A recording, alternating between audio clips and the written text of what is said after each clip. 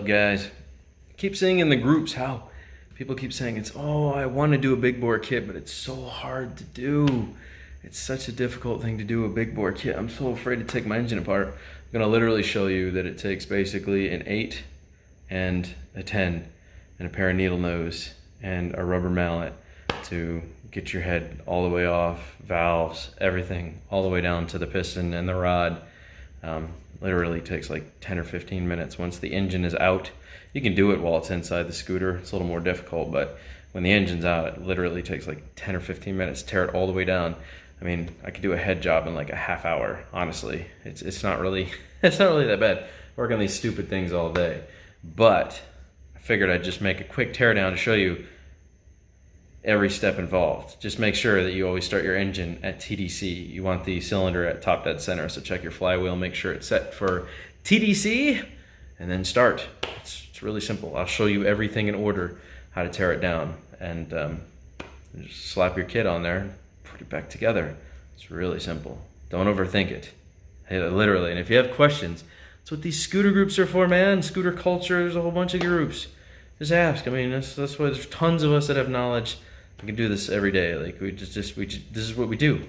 So basic tool set, you can do a big bore kit. It literally takes no time at all.